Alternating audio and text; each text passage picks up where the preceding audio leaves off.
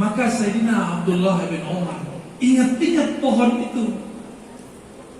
Ternyata pohon itu sudah ditebang oleh ayahandanya Sayyidina Umar.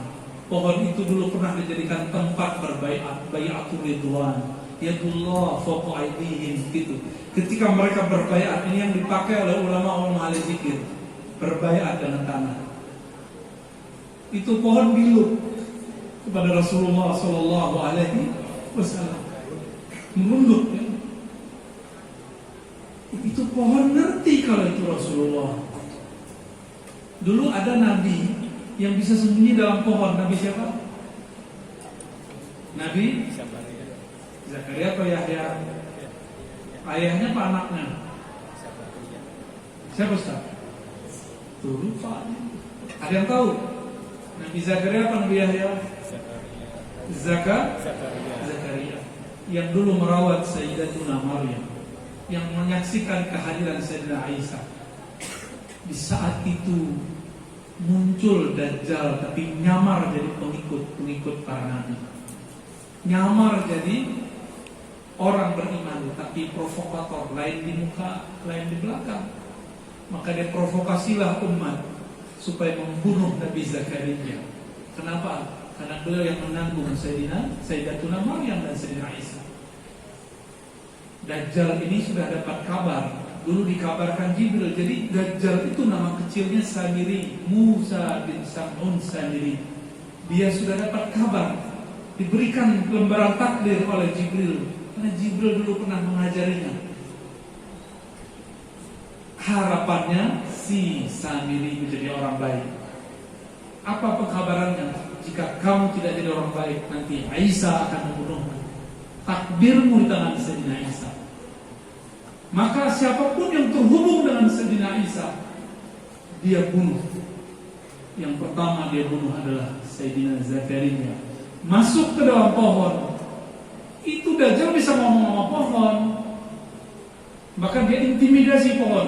Pohon yang tidak ngaku, saya habisin. Bisa begitu Dajjal. Ya, tapi tenang. Ya, rezim. Pakai horor amat. Pakai kalau ada Z-nya itu udah gawat tuh ya. Itu betul-betul jahat. Si Samiri yang nyamar jadi orang beriman ternyata memprovokasi umat. Ternyata ingin membunuh orang yang merawat Sayyidina Isa. Sayyidina Zakaria, Nabi Zakaria masuk ke dalam hutan, masuk ke dalam kebun-kebun, bingung mau kemana, maka beliau belahlah pohon di tengahnya, masuk ke dalam. Ya, gampang begini aja. Jadi Dajjal itu bisa mencium orang-orang yang bahkan tinggal di dalam bunker-bunker. Saya mendengar sekarang ada beberapa jenderal dan ustadz-ustadz akhir zaman buat bunker di bawah rumahnya. Ya salah, kecium nanti sama Dajjal kalau Dajjal keluar. Kalau Dajjal keluar, kecium, ya? Sudah keluar Pak ini. Gawat gitu. Keren kan? Waduh gawat ya. Allahumma sholli ala Muhammad. Lalu Sayyidina Zakaria disembelih berikut dengan pohon-pohon. Disembelih berikut dengan pohon-pohonnya. Kenapa? Hidungnya Dajjal itu, Samiri yang nyamar tadi, sangat tajam. Dia tahu ada orang yang hidup mau di mana aja dia bisa kejar, karena dia bau darah. Mirip-mirip Dracula, tapi bukan Dracula. Lebih ganas dari Dracula. Jadi antum gak bisa lari kemana-mana nanti kalau nggak beriman kepada Allah dan Rasulullah Sallallahu Alaihi Wasallam. Makanya Allah nanti berikan ilmu kepada pengikut akhir zaman di masa akhir Imam Mahdi. Nanti kata Nabi, pohon-pohon, batu-batu ngomong, ya Muslim, wahai orang Islam, haza al-kafir, haza kafir, haza Yahudi. Di sini ada orang kafir, di sini ada orang Yahudi. Jadi nanti kalau orang-orang Yahudi itu sembunyi di mana aja, itu pohon-pohon ngomong. Coba kalau kita nggak tahu ilmu bahasa pohon, gimana caranya? Itu ilmunya para wali, ya. Ilmunya para wali, ilmu kolbu, bukan baca kitab doang. nggak bisa telepon, udah nggak ada. Nanti mic udah nggak ada, ini bid'ah. Udah nggak ada beginian. Kita udah nggak bisa ngumpul begini. Ya. Kapan masanya? Wallahu a'lam. Mungkin sebagian kita sudah ada yang dipanggil Allah. Sebagian ada yang meninggal saat berjuang melarikan diri. Sebagian ada yang disiksa oleh Dajjal sampai mati. Sebagian ada yang murtad. Nauzubillah min dzalik. Semoga yang hadir diselamatkan oleh Allah SWT. Jadi Nabi Muhammad mengajarkan sebenarnya kepada Jabir, gini loh kalau dialog dengan pohon, dialog dengan batu. Mana ada zaman sekarang kiai, abuya, syekh, mursyid bisa ngobrol sama batu? Kan nggak ada, ya? Nggak ada. Ntar gimana kalau perang sama Dajjal? Kita udah pada senjata, lewat. Ilmu qalbu yang dipelajari, karena Rasulullah itu berbicara dengan qalbu. Ya? Satu kali Sayyidina Nabi SAW dibentak oleh mbahnya orang Khawarij, namanya Zulkhuwaisirah. Jadi dari masa Rasulullah sudah ada. Zulkhuwaisirah itu anteknya Dajjal, panglimanya Dajjal. Cuma dia belum sadar. Nabi SAW membagi-bagikan harta rampasan perang. Sudah dibagi, sudah adil, tapi dia merasa Rasulullah yang belum adil. Maka dia datang kepada baginda Nabi lalu membentak Nabi. Manggilnya masih Rasulullah. Dalam Sahih Bukhari dikatakan, "Ya Rasulullah, ittaqillah." Nah, coba pakai digituin. Pakai, ittaqillah. Kira-kira gimana pakai? Ambil bukunya, ambil bajunya, nah kamu pulang. Benar pakai? Pasti kita gituin. Songong amat. Ada orang bentak kita lagi, seorang sahabat santri Rasulullah membentak Rasulullah. Dan sekarang kan sama di sosial media, di Facebook. Ustaz kayaknya sering digituin ya, Allah yahdi. Oleh kelompoknya itu cucu-cucunya Zulkhuwaisirah. Ittaqillah. Ya salam. Allah yahdi. Kalam ini berbahaya. Kalau kita ngomong Allah yahdi, semoga Allah beri hidayahmu, ini kalam siapa? Ini kan kalam-kalam padang pasir sono. Rasulullah tidak begitu mengajarkannya. Sayyid padang pasir nggak begitu mengajarkannya. Baru padang pasir sekarang ngomong itu, berlagu. Itu kan gaya-gaya iblis. Iblis ditanya oleh malaikat dulu, pangkatnya masih Azazil. Datang malaikat dapat bocoran, nanti akan ada sekelompok malaikat belot, durhaka, tidak ikut kepada perintah Allah. Mereka mengatakan, wahai Tuan Azazil, ini lagi di surga. Riwayatnya sahih. Tolong doakan kami supaya kami istiqamah, kami tetap dalam jalan hidayah. Apa kata Azazil? Pangkatnya iblis waktu di surga. Allah yahdikum, semoga Allah memberi hidayah kalian. Tapi dia lupa mendoakan diri sendiri. Seharusnya doanya gimana? Allah yahdini wa iyyakum, semoga Allah memberi hidayahku dan hidayah kalian. Tapi songong karena zikirnya banyak. Semua aurat di langit dia punya, semua ijazah langit dia punya. Barsisa kan sama. Dia dengar suara malaikat. Maka orang-orang yang kasyaf maka batinnya tembus ke alam gaib, belum tentu dia selamat. Belum tentu dia selamat. Siapa tahu lebih kufur daripada orang kafir karena mengikuti mbahnya. Bukan mbah Google, Mbah Azazil, nama lain daripada iblis. Gawat ya. Jadi kita ini banyak zikir belum tentu benar. Kalau merasa benar, apalagi kita merasa lebih baik daripada orang lain, ini gawat sekali ya. Kritik silakan mengkritik, tapi jangan merasa diri kita lebih baik ya. Baik. Kemudian Baginda Nabi Muhammad SAW meneruskan perjalanan dengan Sayyidina Jabir ke beberapa tempat. Sampailah di suatu kampung. Nabi SAW hendak buang air kecil. Dulu belum ada jamban, toilet belum ada. Dulu orang kalau mau buang air itu ada tempat khusus tuh. Maka disebut nanti kalau tempat mandinya hamamat. Yang ngajarin orang Eropa mandi itu orang Turki. Yang ngajarin orang Turki mandi itu orang Arab. Yang ngajarin orang Arab mandi Sayyidul Arab, Sayyidina Nabi SAW. Diajarin mandi tiap hari Jumat. Tadi pagi mandi nggak? Ada mandi nggak tadi? Mandi wajib. Dia belum tahu mandi wajib Pak ya. Mandi basah katanya. Dikit lagi lah ya, sabar. Nabi Muhammad SAW terus panggil Jabir. Jabir, diajarin Jabir dialog dengan alam. Ini orang-orang ekolog senang ini ya. Hei Jabir, itu ada rumpun kurma. Panggil dia, suruh datang kepadaku.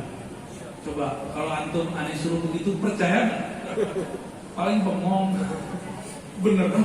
Tak, ente periksa ke dokter dulu deh. Pasti nggak percaya ya. Tapi Jabir, beliau mengikuti Sayyidina Abu Bakar, tasdik. Apa yang dikalamkan Nabi dia percaya. Maka dia datang ke sudut lapangan, di situ ada pohon kurma. Apa kata dia? Wahai rumpun kurma, no, Rasulullah manggil kalian, mengundang kalian. Itu pohon kira-kira gimana? Kita baru datang, ini yang udah punya anak. Kita baru datang, anak-anak kita kangen. Dikejar nggak? Dikejar. Pohon itu berjalan dan jalannya lebih cepat daripada Sayyidina Jabir. Sallallahu alaihi wasallam. Lalu Nabi SAW mengatakan, wahai pohon, tutupilah aku. Aku hendak mau buang air. Jangankan pohon, Ummu Sulaim pun mencari akal bisa minum air seni Rasulullah Sallallahu Alaihi Wasallam. Jangan dibayangin air seni suami, pesing, bau jengkol. Kalau kita kan suka uduknya ada jengkol ya, manhab al jengkoli. Tadi Ustaz ini nanya, apakah hukumnya makan jengkol sebelum maulid? Ini pertanyaannya udah bid'ah, apalagi jawabannya. Di surga ada jengkol nggak? Hah? Serius? Adinda yang bersolawat, di surga ada jengkol nggak? Nggak ada. Nggak pernah ke surga deh. Ada yang di sana tuh yang membuat tenda. Di surga ada jengkol nggak? Ada. Hah? Kalau nggak tahu bilang lah adri. Lah, jangan sotoy juga. Di dalam Al-Quran Allah mengatakan lahum ma yasha'un. Apa artinya? Bagi mereka apa yang mereka mau. Ini ibu-ibu nih dulu senang sama artis Fulan, dapat suaminya 180 derajat mukanya. Di sono suaminya tuh bisa di permak. Ya Rob, aku dulu merindukan. Tolong percikan dikit aja. Boleh. Bapak-bapak sebenarnya itu ya, yang dia mau lamar dan nikahin orang duluan. Itu minta di sono aja ntar ya. Kalau nggak berani berta'addud, di sono aja ntar. Baik. Akhirnya pohon-pohon ini kemudian merapat kepada baginda Nabi Muhammad SAW sehingga menutupi sekelilingnya. Karena Nabi ketika beliau hendak buang air kecil, dakhala al-khala atau ibta'ada anna atau ghaba anna, beberapa riwayat begitu. Nabi jika buang air kecil tidak mau terlihat. Begitu Nabi Sallallahu Alaihi Wasallam. Tapi di suatu kajian, di suatu hadis, Abdullah bin Umar pernah naik genteng Genteng kalau di Madinah nggak pakai genteng, ya pakai gentengnya apa pakai? Dak. Untung suh namanya begitu. Bid'ah bener pakai. Naiklah Abdullah bin Umar ke atas, sekedar mengintip bagaimanakah cara Nabi buang air kecil. Jadi Nabi buang air kecilnya jadi hadis, lantun. Bener aja belum tentu jadi hadis, ya, belum tentu jadi qudwah. Nabi buang air kecil jadi qudwah.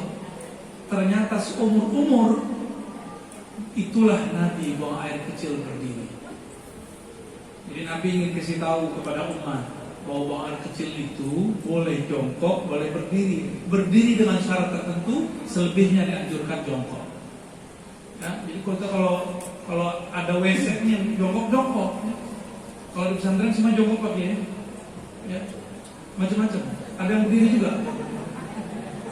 Ada yang sambil ini kaki naik sebelah, kayak si guguk.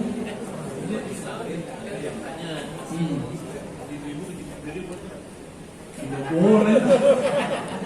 Nabi itu dalam hadis Imam Tirmizi buang air kecil jongkok. Maka berkata-katalah orang Yahudi. Apa kata orang Yahudi? Nabimu buang air kecil kok kayak makmum. Gitu ngomongnya. Jongkok. Berarti Nabi ini membongkar tradisi, membuat tradisi baru. Hebat ya Rasulullah. Jadi Nabi ini maker, pembuat tradisi baru, nggak ngikut-ngikut kepada orang. Beliau nggak mau ngikut-ngikut kepada ahli kitab kecuali yang benar. Model rambut kan Nabi ikutin ahli kitab. Model rambut Nabi mana? Di tengah. Jenggot Nabi ikutin ahli kitab. Karena ahli kitab itu ini ditipisin, ini dipanjangin. Kalau musyrikin Mekah kumis dipanjangkan, jenggot dipanjangkan, ketutuplah mulutnya. Maka Nabi mengatakan khaliful musyrikin. Hadis Abu Daud. Berbeda penampilanlah dengan orang-orang musyrik dengan memotong kumis, memanjangkan jenggot. Dulu Nabi rambutnya tidak pernah dibelah. Setelah Fathu Makkah, orang-orang musyrik yang rambutnya dibelah dua, belah samping, belah apa lagi namanya itu, ya, ada yang pusar-pusar enggak? Mereka pun jadi muslim. Barulah Rasulullah pakai rambutnya dibelah tengah. Seperti orang-orang Makkah yang dulu musyrik sekarang jadi. Ini Nabi itu sangat santai. Sangat santai. Yang beliau nggak suka cuma satu, orang musyrik. Musyrik beliau nggak suka. Jadi salah nggak saya kalau bilang jenggot panjang mirip Yahudi, salah nggak? Nggak salah. Emang aslinya begitu. Dulu Nabi Harun jenggotnya sampai ke pusarnya. Bisa bayangin nggak jenggot sampai ke pusar? Mirip-mirip dengan Syekh Hisham Qabbani atau Syekh Nazim Al-Haqqani. Panjang. Waktu Nabi Musa marah kepada Nabi Harun, itu diambil jenggotnya, ditarik. Oh, itu menyakitkan sekali tuh. Ya, jenggot itu kehormatan. Tapi sekarang orang berjenggot itu ada yang mukmin, ada yang tidak mukmin. Benar nggak?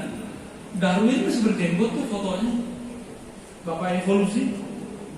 Maka jenggot ini bukan usul, bukan juga furu'. Dia hanya mimba zinati wal malabis. Dalam Sahih Bukhari tidak disebutkan di bab kitabus shalah, tidak disebutkan di kitabul iman, tidak disebutkan dalam kitab-kitab usul dan furu'. Dia cuma masuk ke bab az-zinatu wal malabis. Enggak ada di bab-bab ibadah. Tapi sekarang kenapa jenggot menjadi penanda akidah? Ya. Di tangan sini ada berjenggot. Gawat. Tapi ada. Goling sama orang rumah. Oh. Ya. Masya Allah. Aslinya saya juga gitu Pak ya. Yang di rumah juga gak suka. Tapi saya bilang, suamimu ini punya guru Kiai Mustafa Yaqub, dia berjenggot, malu. Kalau beliau mungkin gurunya nggak berjenggot juga banyak. Ya, kita kan ikuti guru kita. Jadi saya kalau ngajar tuh wajah Pak Kiai Mustafa yang muncul Pak Kiai. Itu kelompok.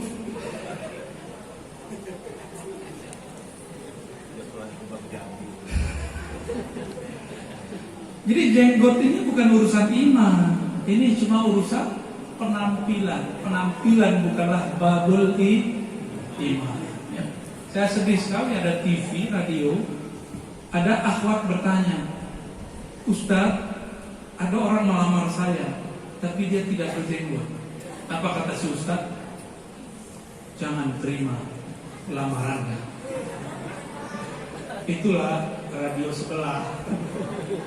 Lagi ngetel di radio Pak Kiai. Jadi Pak Kiai ini kalau lama lagi nggak diterima Pak Kiai. Allah masallah. Kalau Bapak yang nggak berjenggot, jangan tersinggung. Tersinggung aja ya. Baik, Sayyidina Nabi Sallallahu Alaihi Wasallam. Udah, Pak Kiai ini.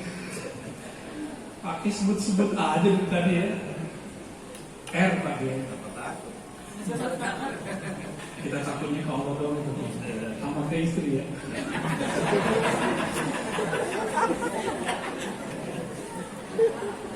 Lalu Nabi SAW buang air kecil di situ. Ada yang bisa lihat? Tidak ada yang bisa lihat. Itu adalah pohon yang sangat mulia karena dia pernah menutupi Rasulullah SAW dan meminum langsung dari air seni Rasulullah Sallallahu Alaihi Wasallam. Rasulullah itu tubuhnya bukanlah tubuh bumi, karena hampir setiap malam, setiap hari Sayyidatu Aminah diberikan buah-buah dari alam sana. Makanya baginda Rasulullah SAW darahnya mulia. Ketika Jabir ibn Samurah, Jabir lagi ke orang ini. Jadi Jabir ini memang orang paling nyeleneh. Kalau di Indonesia Gus Dur, paling nyeleneh orang. Maka kita nggak bisa menebak siapa Gus Dur itu sebenarnya. Jabir bin Samurah, apa kata Nabi? Bir, kira-kira gitu ya. Saya ada darah bekam nih, tolong kamu tanam di belakang rumah. Keluarlah Jabir. Sampai di belakang rumah, dicium kok baunya harum. Dia lihat kok tidak menjijikkan. Lalu dia berpikir, Ummu Sulaim minum air seninya Nabi, bahkan ngambil keringatnya Nabi. Sahabat-sahabat makan air ludah Nabi. Bahkan Nabi berdahak, tidak ada yang jatuh ke bumi. Rambutnya tidak ada yang dibuang.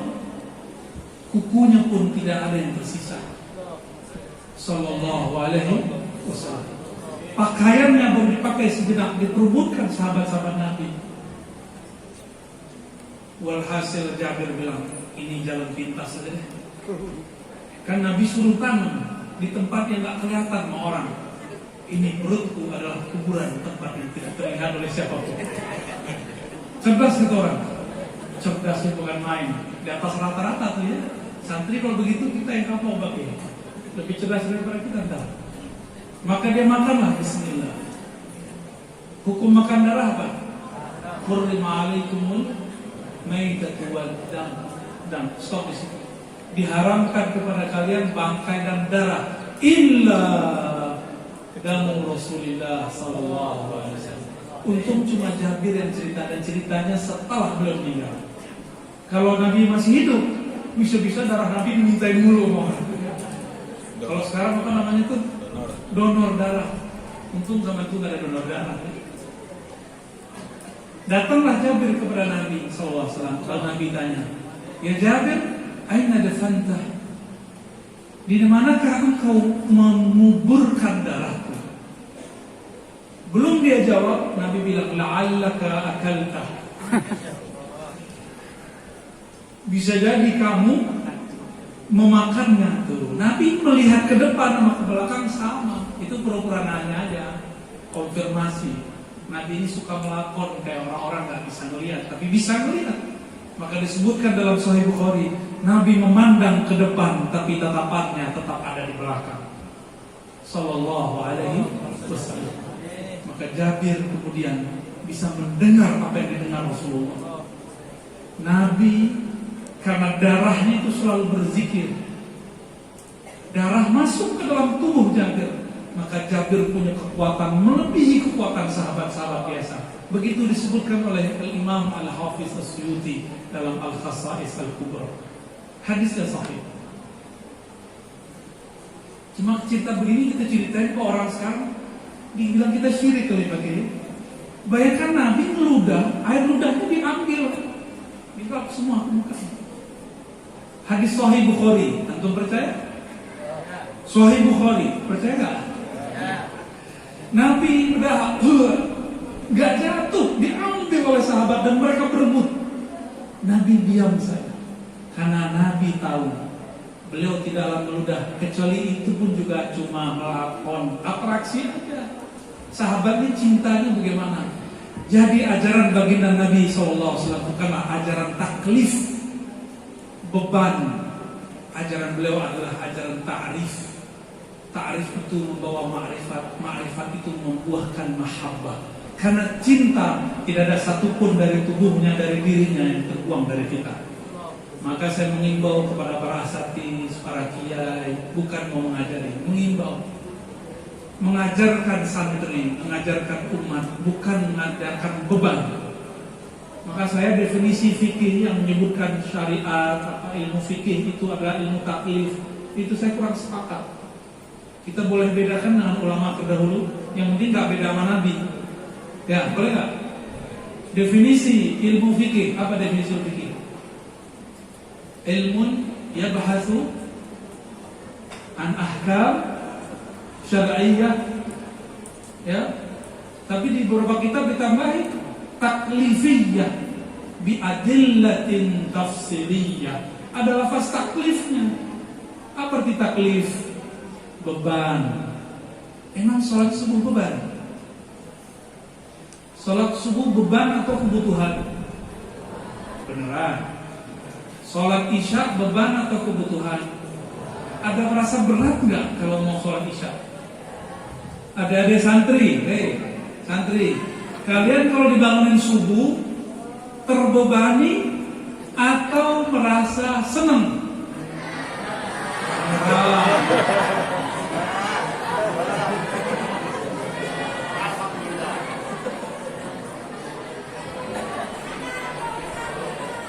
Ya udah, kita ulangi ya. Zakat itu wajib mengeluarkan secara fikih. Tapi bagi para pecinta Allah dan Rasul itu bukan wajib. Dia butuh mengeluarkannya. Makanya Sayyidina Abu Bakar As-Siddiq membawa semua asetnya kepada baginda Nabi SAW. Hatta Nabi bingung. Apa kata Nabi? Ma tarakta li ahli. Apa yang kau tinggalkan untuk keluargamu wahai Abu Bakar? Apa kata Sayyidina Abu Bakar? Allah wa Rasuluh. Aku tinggalkan keyakinanku kepada Allah, cintaku kepada Rasulullah Sallallahu Alaihi Wasallam. Ada orang begitu hari ini? Enggak ada. Siapa yang berani berkorban untuk para pejuang-pejuang dakwah, memberikan hartanya? Paling-paling pakai di digombalin, di prank, pakai. Kalau saya sukses, itu bangunan di sana saya semua. Pernah digituin nggak pakai? Terus dia muncul lagi. Mohon doa pakai biar saya sukses. Abu Bakar nggak pernah mengatakan wahai Rasulullah, ini harta saya tolong doain saya, nggak pernah. Itu yang disebut tasdik. Tasdik itu cinta tanpa syarat. Apa arti tasdik? Kalau terjemahannya tasdik apa? Saddaqa yusaddiqu tasdiqan. Tapi Abu Bakar bukan itu arti terjemahannya. Mencintai Rasulullah tanpa syarat. Satu, mencintai Rasulullah dengan berkorban. Itu arti kedua. Orang kalau udah cinta berani berkorban. Bapak-bapak ini kalau sudah cinta dengan ibu, dengan anak, mau macet-macet di jalan, sekedar mencari penghidupan. Bener ya? Hari ini pada cuti ya? Mencutikan diri. Bolos. Jujur banget ya. Kenapa bolos Pak? Cinta karena cinta. Aman Pak. Aman ya. Kita ini cuma untuk menghidupi anak istri, Kita mau berangkat pagi, pulang sore, macet pagi. Bekasi kan terkenal.